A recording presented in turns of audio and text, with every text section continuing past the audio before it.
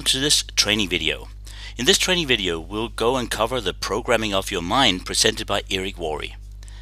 This is all about the education that is extending your knowledge, and with the Eric Worre doing these type of trainings for us, we'll actually have a possibility to learn much more about this profession. Eric Worre is a guy who has been the industry's leading author and also the leading author of this latest book here, 7 Steps to Becoming a Network Marketing Professional, which has become a #1 bestseller recently. And this setup here we will leave over to Eric is programming your mind, and this is the first part that will give you an idea of what's behind the mythology and the psychology of how you actually run a home-based business and how you actually become a very professional in network marketing. Here we go, we leave it over to Eric.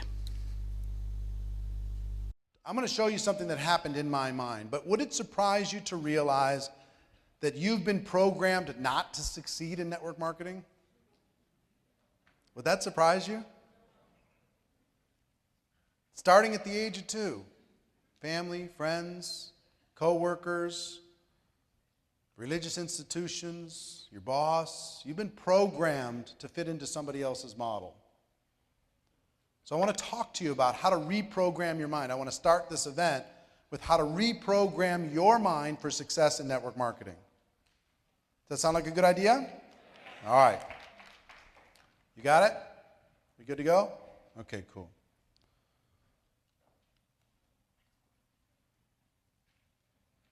Reprogramming yourself for success. And by the way, this is the fanciest PowerPoint ever, because my nephew did it for me. And he's out working for like Lucasfilms and stuff, so don't think that I put it together, because I didn't. And the rest of the weekend will be very normal. Reprogramming yourself for success. See, here's how this works. If you take a computer and you type a letter, right? But that letter has a typo in it. And then you print out the letter. You see the typo. So you take an eraser and you erase the typo. Right? So you've printed a letter, or you've written a letter, you printed it out, you got the typo, you erased the typo. Success, correct? You're going to go back to the printer and reprint. Typo's still there. How does this happen? So you erase even harder. This will do it for sure. You go to a seminar. This will fix my problem. The seminar. That'll erase the typo. Go back to print, you got the same issue. When you go home, I still got the same issues. At some point, you got to go back to the computer. You got to, in the programming itself of that letter, you have to change the typo. Then you can print it out and have the result that you're looking for. Does that make sense? See, most of you came to this weekend saying, tell me what to do. I'm here for my to-do list. Tell me what to say, what to do, how to dress, how to, wake up in the morning. Tell me what to do. That's why I'm here, because I want to become a pro. And that's fine. A lot of people, what they'll do is they'll focus on activity. If you draw a line in time, what most people will focus on is activity. What to do. And they think if they do that activity long enough, they're going to get a result. Right? Makes sense? And if they get those results, then the clicker will work. Then they can have the lifestyle. So what most people think, activity leads to results, results lead to lifestyle.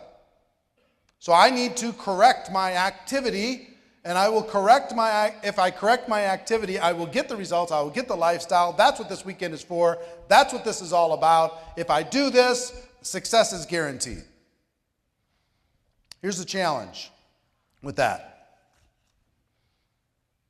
There are more things than activity.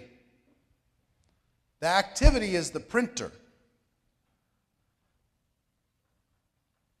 right? It's not the computer. So if you try and fix what's being printed out without going back to the computer, you're only going to go so far. Let me show you what success looks like. If you draw success on a chart, success in network marketing, let me show you what it looks like. Doesn't seem to matter, doesn't seem to matter, doesn't seem to matter, doesn't seem to matter, all of a sudden it matters. Let me show you what failure looks like. Doesn't seem to matter, doesn't seem to matter, doesn't seem to matter, doesn't seem to matter. Wow, all of a sudden it matters. That's a chart of what success and failure looks like in life, in network marketing, in business. But here's the thing. Before activity, there's something else. Before activity, there is your attitude. See, you'll do the activity as long as you feel like doing it. But when you don't feel like doing it, you're going to stop doing it. So in this environment this weekend, you feel like Superman, you feel like Superwoman, you could do anything. It's unbelievable. But you go back and the kids get in the way and somebody says boo and somebody says network marketing, I think you're stupid, you're making a mistake, somebody quits, whatever. And your attitude goes, what happens to your activity? When your attitude goes down, your activity goes where? Down. And there's something before attitude. What drives your attitude?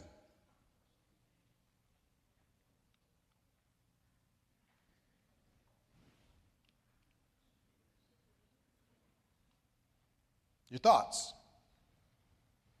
What you think is important. But Jim Rohn would say your philosophy.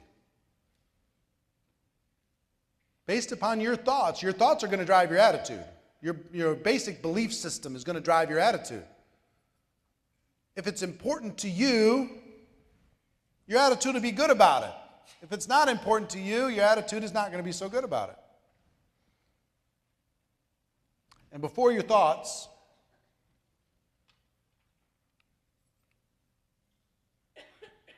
is your programming. There's that computer all the way back there.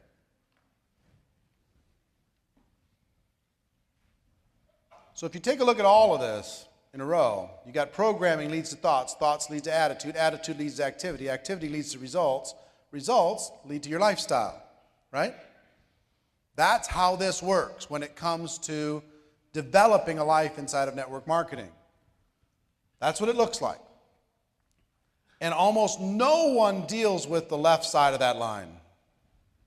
They deal with the activity.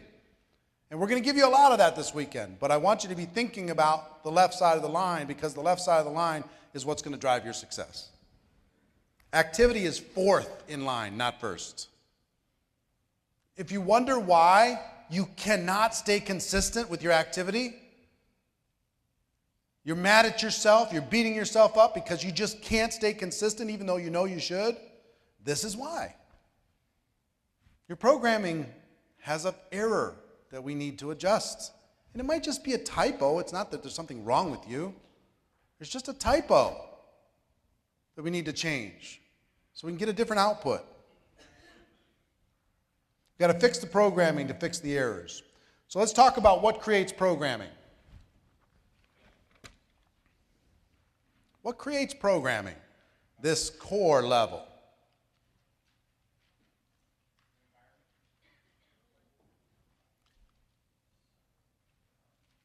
Your family. Your family's going to have a huge impact on your programming. Where you grew up, what was important in your family, your family's belief system, their thoughts about money, their thoughts about success, their thoughts about entrepreneurialism, their thoughts about everything affect you from the age of 2. Are they risk takers or are they not risk takers? Are they entrepreneurs or are they not entrepreneurs? Are they 9 to 5? Are they union? Is it a union family? Is it a non-union family? I mean, there's a million things. What's important to that family is going to drive your programming. Here's what else will drive it. Your friends have a huge impact on you. You can't outweigh it. It's just massive. Your friend's belief system will impact your programming. There's no question. Education. The educational system will tell you what you need to fit into, what you need to do, how you need to do it. You need to be part of the matrix. Here's what's good, here's what's bad. Draw inside the lines, don't draw outside the lines. Your educational system creates your programming. Your religion. What's good, what's bad. It affects your programming. You have to decide whether that's good or bad. I don't know what it is for you. Your culture. Your culture and media. I'll just leave it up there.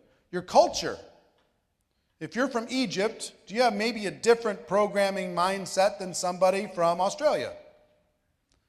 If you're from Colombia, you might maybe think a little bit different than somebody from India. If you're from Russia, is that a little bit different than somebody from the United States? Yeah, your culture drives huge amounts of things. You know, you take a look at some cultures that make education a huge priority. Go to India, there's more MBAs in India than there is college graduates in the United States. I mean, you go to the Far East, education. Some cultures just drive it like crazy. Some cultures don't drive it at all. Your culture, what's important, builds your programming. And the media drives every day what is important to you, what you should buy, what you should think, how you should act, where you should go, what's cool, what's not cool. You know, talk radio is going to start to influence your programming. The television is going to start influencing your programming. The Housewives of Beverly Hills are going to influence your programming. The Jersey Shore is going to start influencing your programming. Heaven forbid. But it will, whatever you're watching. Constant negative news is going to influence your programming. What are all your inputs? So, laws of association says this. This is why your associations are so important. You're going to become the average of the 5 people you spend the most time with. You're going to become the average of the 5 people you spend the most time with. You're going to walk how they walk, talk how they talk, earn what they're earning, live how they live, read what they read, listen to what they listen to, go where they go, dress how they dress. You want a little test on the laws of association? Take the 5 people you spend the most time with, write down their income, what you estimate their income is. Average it, divide by 5. Add it all up and divide by 5. You're going to come up with a number. If you're not pretty close to that number, give it time. Because you will get close to that number. And I'll give you a secret on your laws of association. And some of the students I've worked with, some of my friends that I've worked with, they took this seriously and they changed their associations. When they changed their associations, they changed their life. The secret is this. You want to be at the bottom of your 5. You want to be in the lowest part of the economic ladder of your 5, the lowest part of influence of your 5. You do not want to have a posse. You do not want to have an entourage. I'll show you what happens when you have an entourage. If you're the most powerful person in the group, it's a problem. Be afraid. You need to be the least powerful person in the group if you want to grow. Here's why. When you do that, these people will pull you up. They'll pull you up. It's a natural byproduct. They will pull you up. The other side is if you're on top, what's going to happen? They're going to pull you down. I'm going to go crazy with this clicker, I'm telling you. They're going to pull you down. They're going to pull you down to their level. It's automatic. This is a law. It's not, some concept just thrown out there. Test it. Find out what I'm talking about. Find out if it isn't true. So, one of the reasons why I created Network Marketing Pro was to be one of your 5. To just be a friend, to just be somebody who will challenge you, push you, drip on you instead of negative media, positive influence. Putting together an event like this that'll challenge you, push you, make you grow. You know, if you have one of the audio programs, for me to be in the car whispering in your ear, telling you you've got better in you, you've got greatness inside of you, you've got talents and skills inside of you, you can do better, you can grow. That's why, to be one of the 5. But you got to think about the 5. And if you're scared of your 5 right now, there's a couple things you can do. 1, don't spend as much time with people of low influence. Spend a little less time with people who are not bringing you up. Instead of 2 hours, 2 minutes. Instead of 2 days, 2 hours, Be very careful of the time that you're spending because it's having an impact, whether you see it or don't. Influence is unbelievable. I'll give you an example of influence. Come here a second, sir. It's Albert, right? Yep. Hi, Albert. Come here. This is Albert. Say hi, Albert. All right, let's say your goal is that camera right back there. Yes, sir.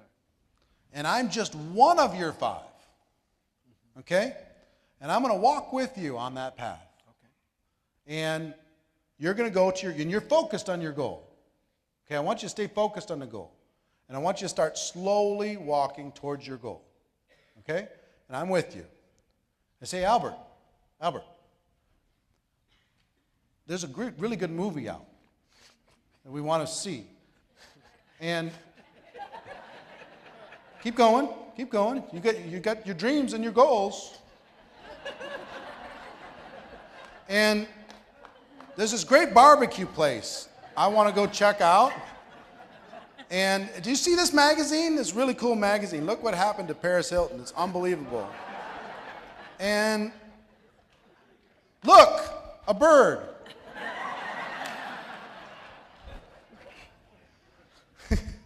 I'm just one.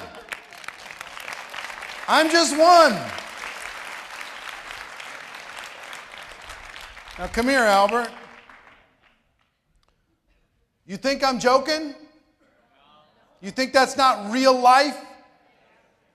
One friend can do that. Turn around again. Now again, I want you to walk and I want you to get distracted and I'm going to be a different friend. Okay? Let's go. No. No. No.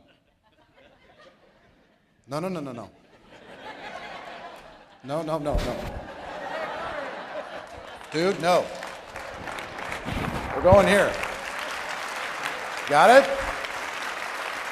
No. Give Albert a big round of applause, will you?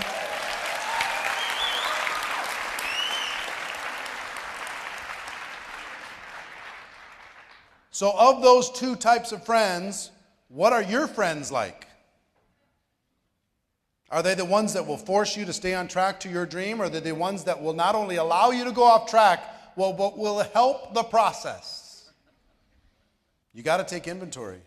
You got to be thinking about it. This is your life. It's your future. So, one thing you could do is spend a little less time with those types of people, but even a little less time is still dangerous. Can you see just with that example how dangerous a little time with somebody who is determined to take you off track can be? How dangerous is it to go for a person who's struggling with alcoholism and trying to stay in recovery? How difficult is it for that person to go to the bar, even if they're not going to have a drink, they're going to go to the bar to just hang out. Maybe they'll influence the other people towards recovery. How dangerous is that? Life and death dangerous. They get in that environment, one drink, and they could destroy years and years and years worth of work and have to start over. So they know that they can't afford it. You need to know that you can't afford it if you want to get better. Okay? So the second thing you might need to do until you gather enough strength is disassociate with that super toxic person. Don't spend as much time. Be busy in other places. I mean, some people are so influential around you that they can quickly get you thinking bad thoughts within minutes. You got to be careful of that. But the biggest thing is expand your associations. Get around people like this. Get around people who push you, challenge you. Watch your Network Marketing Pro shows. Read a good book. Whatever it is that will feed your mind. And then a trick that I learned about this, because most people aren't ready to have wholesale wipeout of their 5. They do the list and they go, oh boy, how am I going to do this?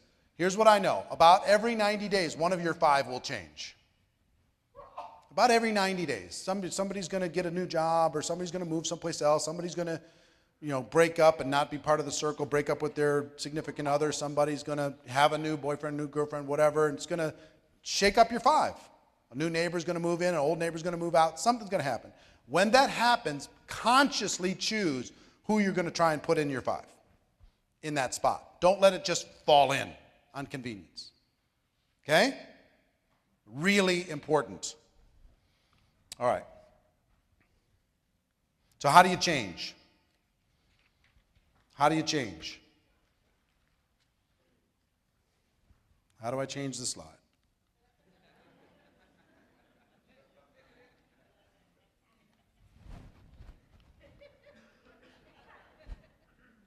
Four-step process to change your thoughts. Number 1 is awareness. You got to be aware of what's happening, who's influencing you, where your programming is going bad.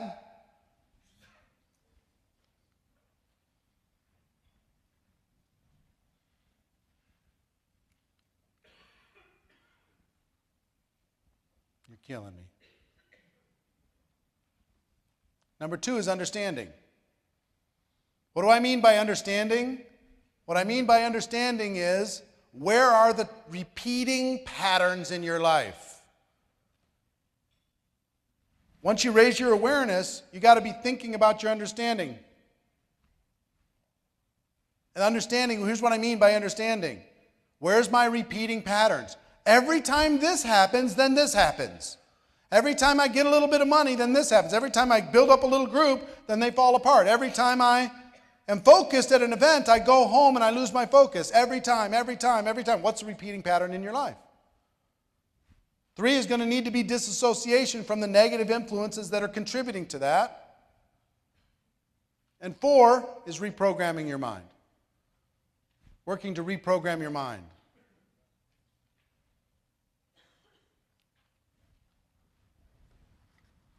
So, your thoughts.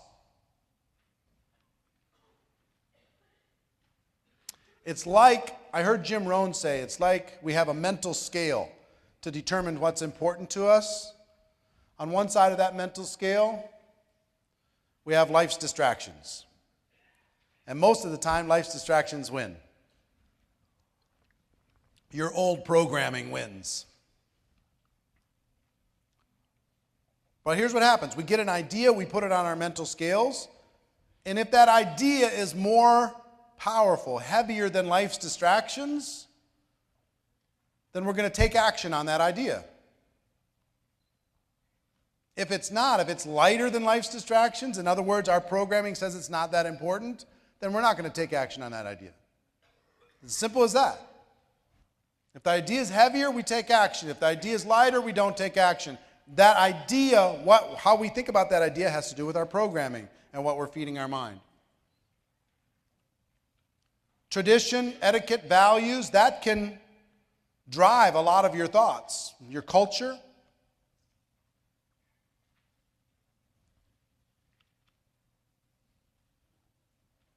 So if you have a thought, you can put it on this scale. And is that thought bigger than life's distractions? You're going to take action. If it's smaller, you're not. Really simple. Really simple. So let's get back to attitude. So we've talked about programming, we've talked about thoughts. Now we get to attitude. We're going to do basically what we think is important. We're going to have a good attitude about what we think is important. So,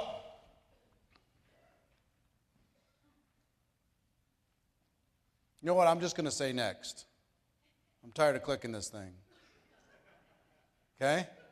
Cool. There's 4 important attitudes that you need to think about. Next. Attitude number 1 is about your past. How do you feel about your past? How does that drive you? How does that affect you? There's some of you that have come into this weekend beating yourself senseless over the mistakes that you've made. Yes, I could be successful, but I've been in 8 companies. You don't understand. Yes, I've destroyed my warm market. I could be successful, but my warm market is dead. Yes, but, with my upbringing and the way I was raised, it's so hard for me to understand success and embrace the future. Yes, but, I've had failings and bad relationships. And yes, I'm too fat or I'm too thin or I've made these different choices and I've done bad things in my past. Whatever that happens to be.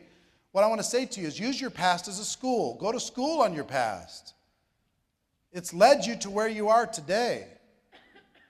I was talking with Joshua. He went through some hard times 3 years ago, 4 years ago. But he had to go through those hard times to be where he is today. He would not be where he is with the group that he has and the organization and the success and the growth and the family and everything if he didn't go through that pain. That was part of his journey. It was part of his learning process. So think of it as part of your journey. You're going to be fine. Use your past as a school. Don't use it to beat yourself up on. All of us have a past. We get to decide how much weight we give it when it comes to our chances for a future. Okay? Next is how you feel about the future.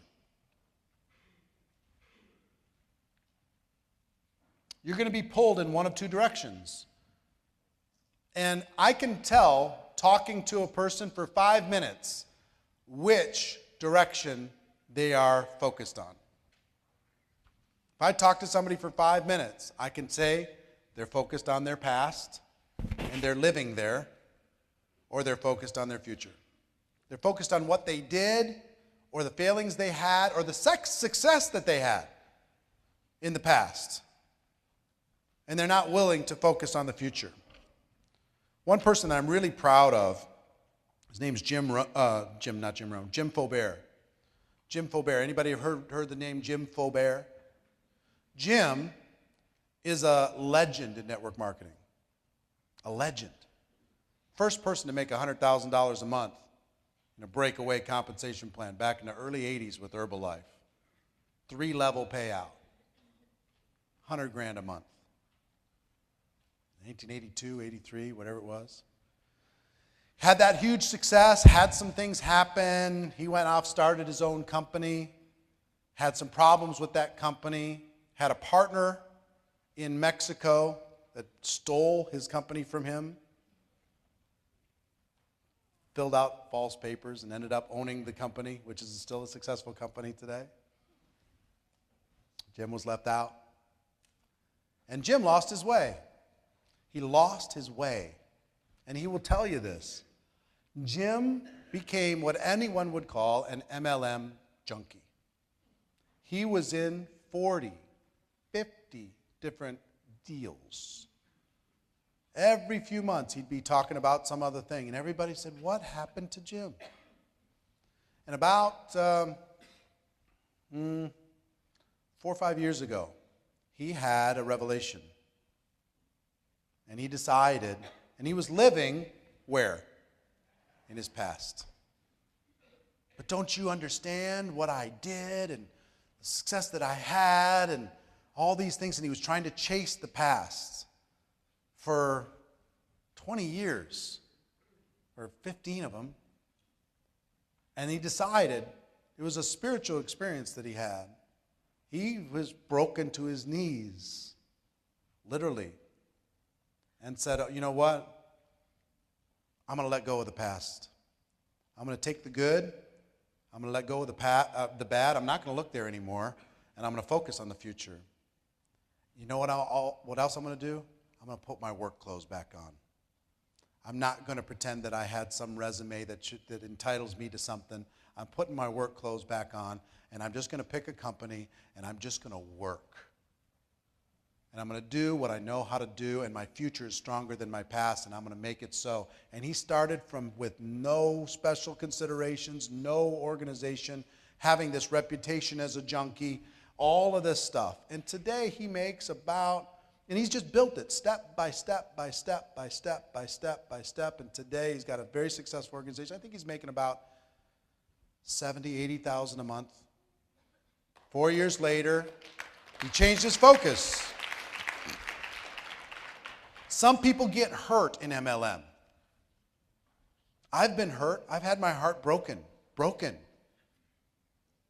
And for years I focused on telling the story of who did what to me and why that wasn't fair. And what that was focusing on the past. And then I let it go and I put more love in my heart and I let go of all those heartbreaks and disappointments and I started to focus on the future and then everything changed for me. It can change for you too. Okay?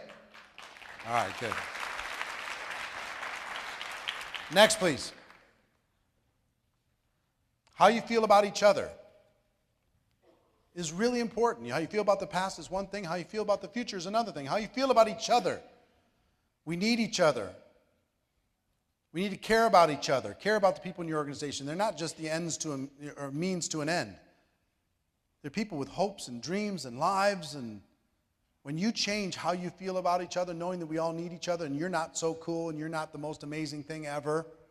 Yes, you might be the leader, you might have a bigger pin, but that's just a little bit farther ahead around the track. It's not because you're faster or better or more amazing.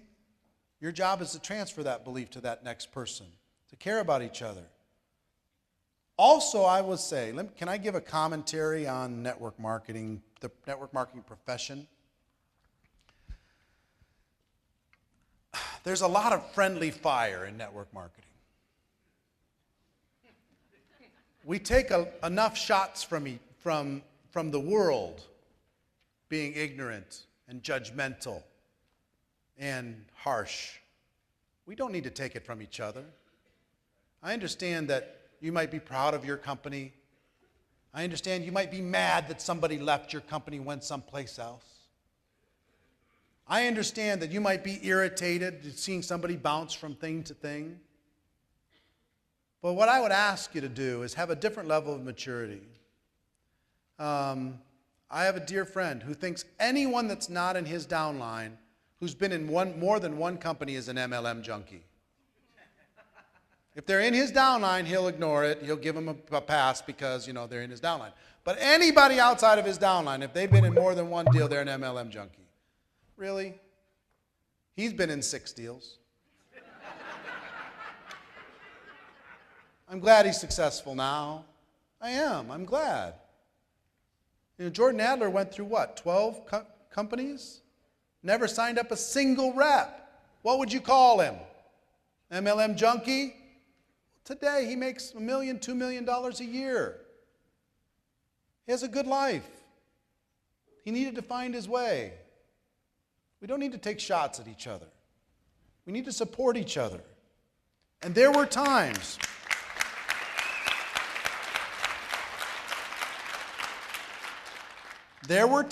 when you needed to avoid Jim Faubert. You needed to be a friend, but don't introduce your world to him because he was in 40, 50 deals. He hadn't found his way. But be a friend anyway. Don't sit in judgment in the little fireside talks and just be talking crap about somebody in some other company because they don't line up with your thing and you're trying to find something to take shots at. Just don't do it. Understand they may have lost their way. Wait for them to find it. Have some compassion while they do. It'll be okay, okay? Can we do that as network marketing professionals? Is that okay? Good. I hate the little sewing circle in network marketing that just loves to sit in judgment like the Greek gods looking down. I hate that. How you feel about each other is important. But here's what's most important. Next, please. How you feel about yourself. Are you willing to give yourself a break? Are you willing to have some compassion on yourself? Are you willing to see a better vision for you? Are you really willing to do what's necessary to forgive you? The hardest person in the world to forgive is you. So tough. We're our toughest critics. Give yourself a break. Give yourself a fresh start. Give yourself a future. Give yourself some encouragement. Give yourself some light. I'm hard on myself. I have to watch it. I'm tough on myself sometimes. It can be dangerous if you get too tough on yourself. Okay, next, please. So we're back to activity. Attitude. We're finally back to activity. Tell me what to do. And let's get back and show you the charts. Go ahead and grow the chart, please. That's what success and what failure looks like. Formula for success. On the top side, formula for failure.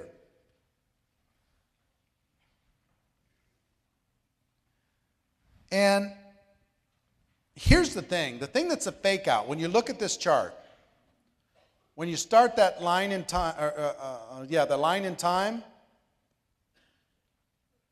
the difference between success and failure, you can't tell. That's the fake out in network marketing. You can't tell between the person who's doing the right thing and somebody who's not doing the right thing. Next, please.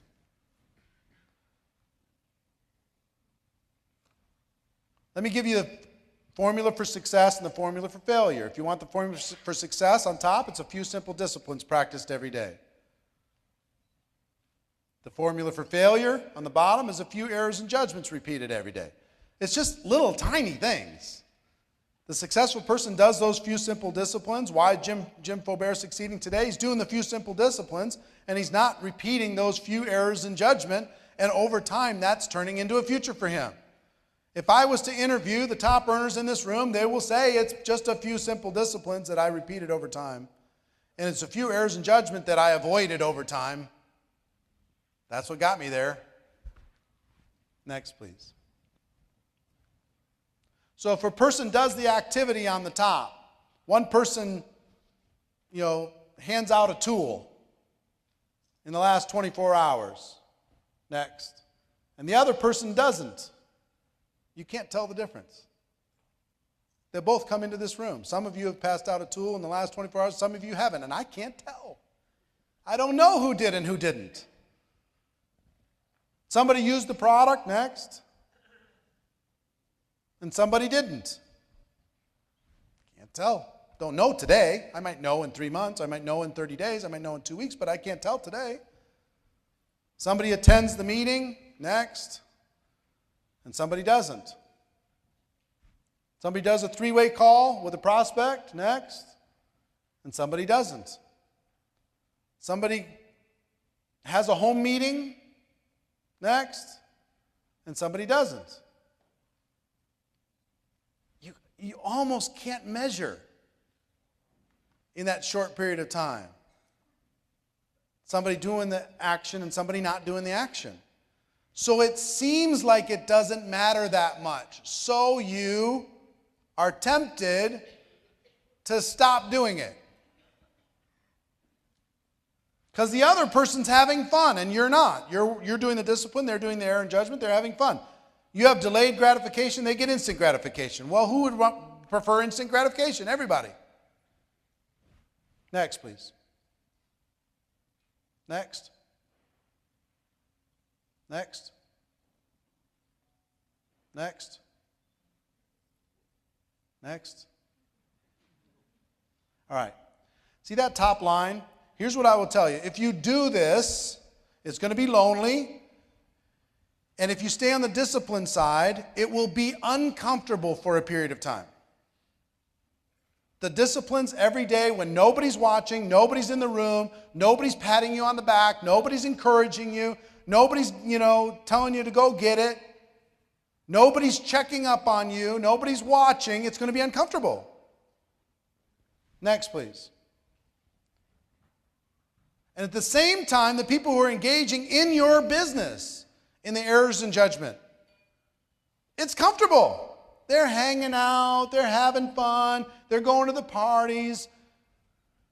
So it's hard because when you're staying home and you're doing the work and somebody else is going to the beach, and you can't tell the difference, they're making about the same amount of money as you're making in network marketing, it's hard to stay doing the disciplines.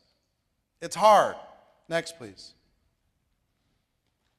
Here's why it's hard.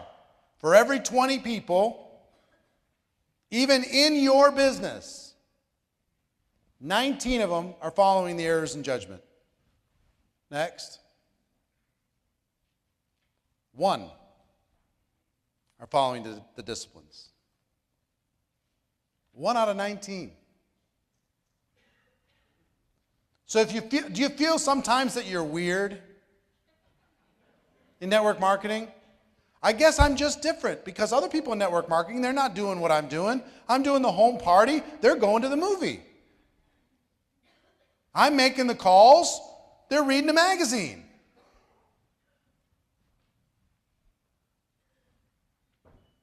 I'm shopping on Black Friday. They're doing a promotion on Black Friday.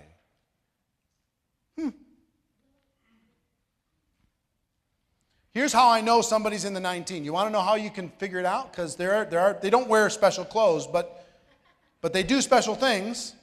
Here's how you find out. Next, please. Blame. Next. Justification. Next.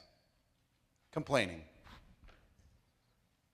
You talk to somebody in your group, and if it starts coming out of their mouth, yes, but this, yes, but that, oh, but you don't understand. I just had this thing. I couldn't get a sitter. Justify, justify, justify.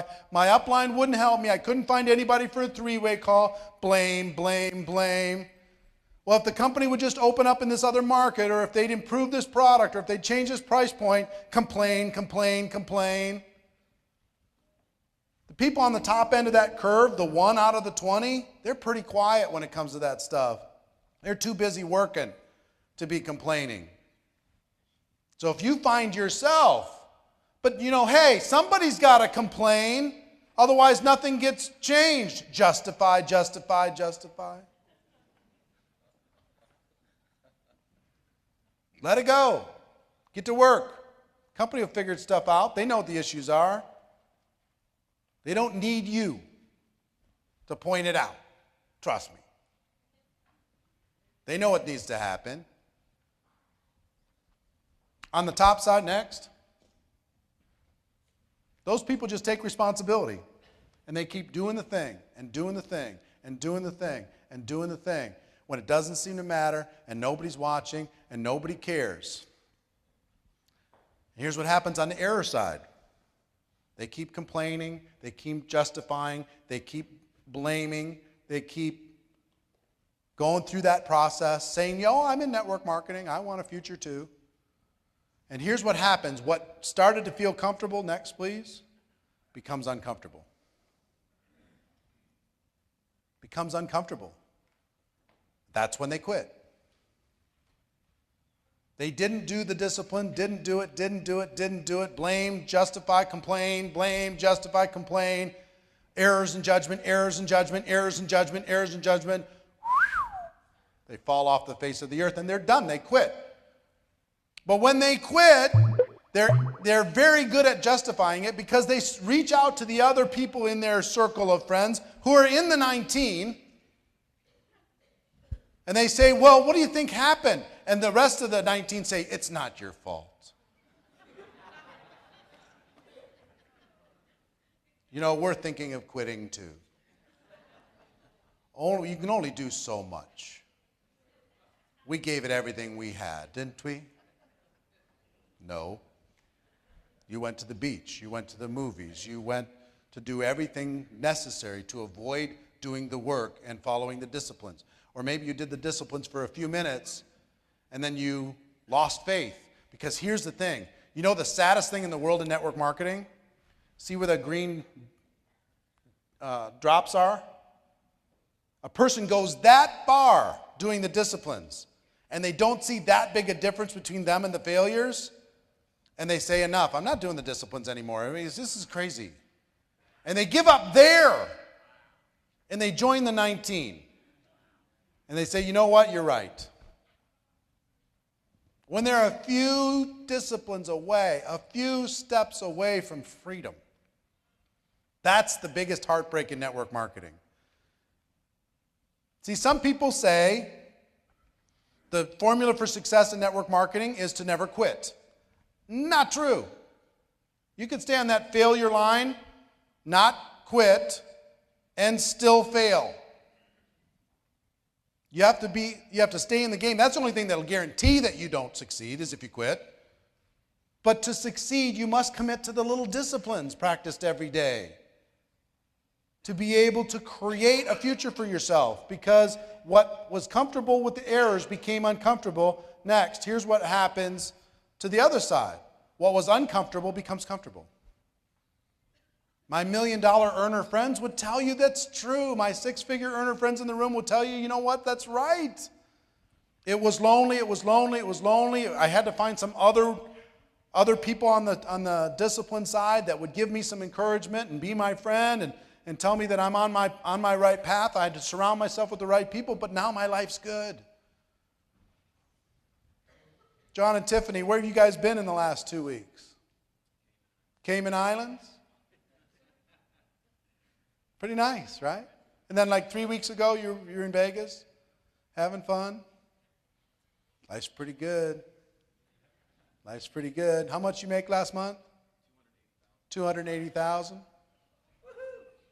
Life's pretty good.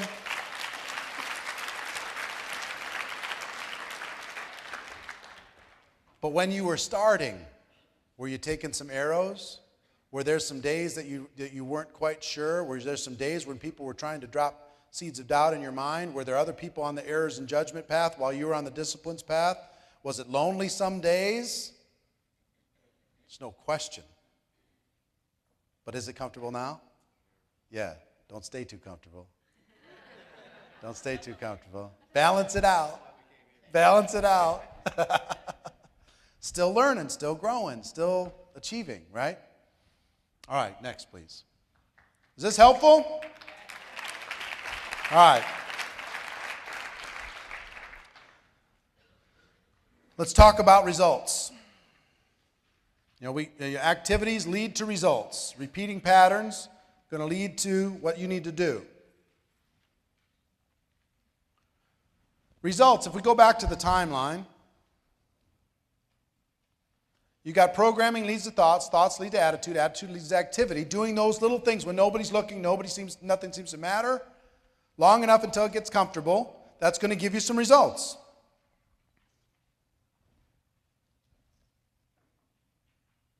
And here's what I will tell you. A lot of times, if you can go back and you can fix your programming, you're going to be in good shape because the program is going to drive the whole engine. But there are times when it will go backwards. If you do the activity if you do the activity long enough, you'll change your attitude about it. It can go backwards. If you're afraid of the telephone and you go make 1,000 phone calls, your attitude about the phone will probably change. If you engage in the discipline long enough, it can go backwards. Next, please. Your attitude will then start to change how you think about this. Next. And those thoughts will start to change your programming. I've done activities long enough that it actually changed my programming. There's a lot of things that I've done in network marketing that have gone backwards and reprogrammed based upon doing the action. Next, please. But here's a better way. Do the activity, get a result, take that, go back and examine your programming to see if there's either a fault or something that you need to encourage. Next. If you go take that result back to the programming, think about it. Okay, what's really important to me? What's a core value?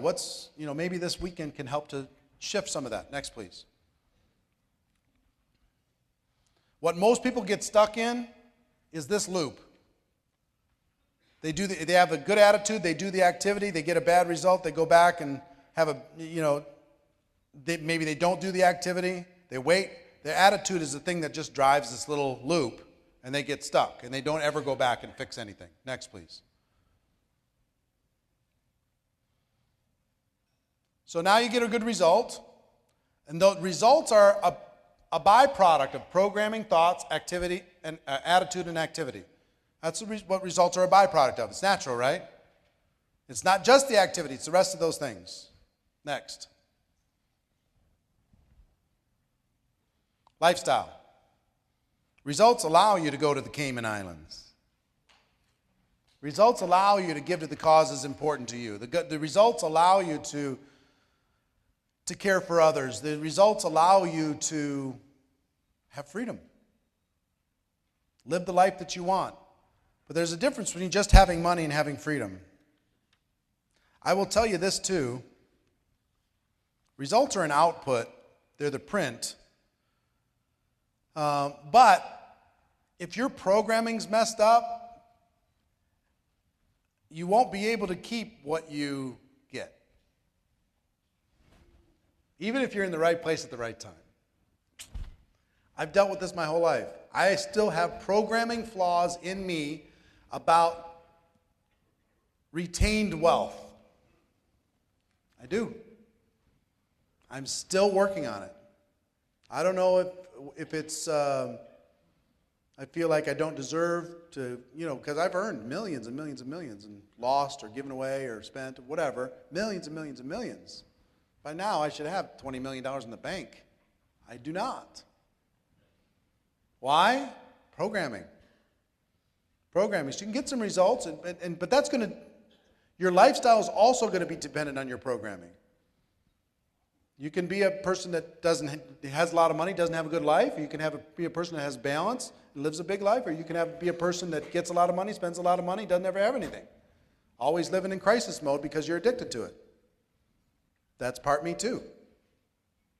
And I'm still working on that stuff. Still working on that stuff. So lifestyle isn't on automatic, kick out if your programming has some flaws in it. So you got to think about all these things all the time, okay? The reason why I'm saying this at the beginning is we're going to spend a lot of time on activity this weekend. What I want you to understand is this stuff is going to have a bigger impact than you think on your 2013. Next, please. Your lifestyle is a choice. Next, please. Programming leads to your lifestyle. Next, please.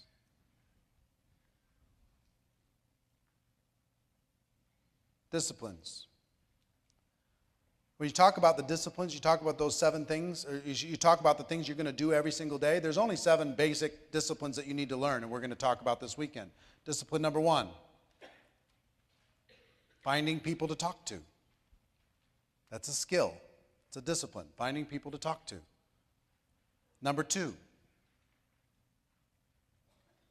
inviting. Having them look at your product or opportunity. Number 3, presenting. Letting them know in the best possible way what it is you have to offer. Number 4,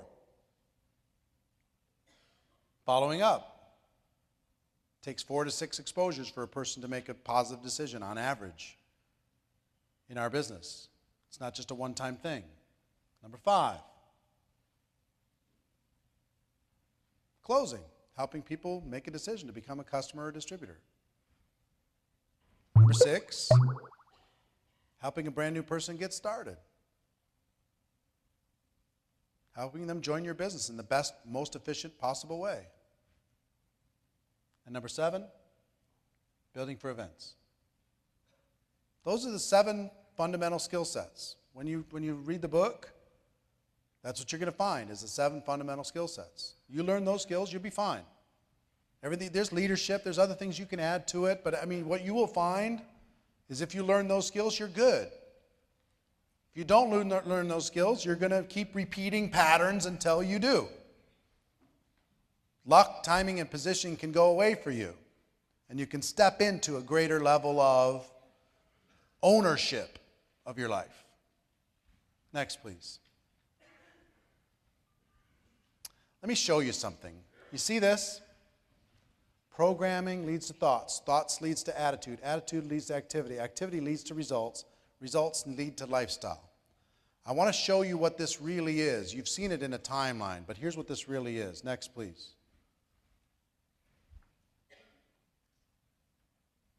This is really a tree. This is how you grow your life. The lifestyle is the leaves, and the branches are the results, and the activity is the foundation. But what do you need in order for this to stand? Next, please. You need the root system that drives deep with the programming, the thoughts, and the attitude that'll give it life, that'll give it stability, that'll give it longevity. If you sprout up and you don't have a root system, what's going to happen? You're going to get blown over.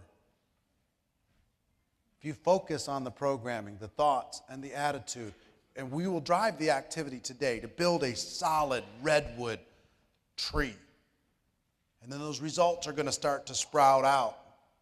And the lifestyle, all those leaves on the tree, all those lives you were able to touch, all those people you were able to impact, everything that's been able to happen for you.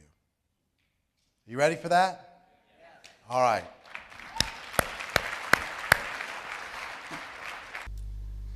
All right, good stuff here from Erik, and I hope you all got good value out of it.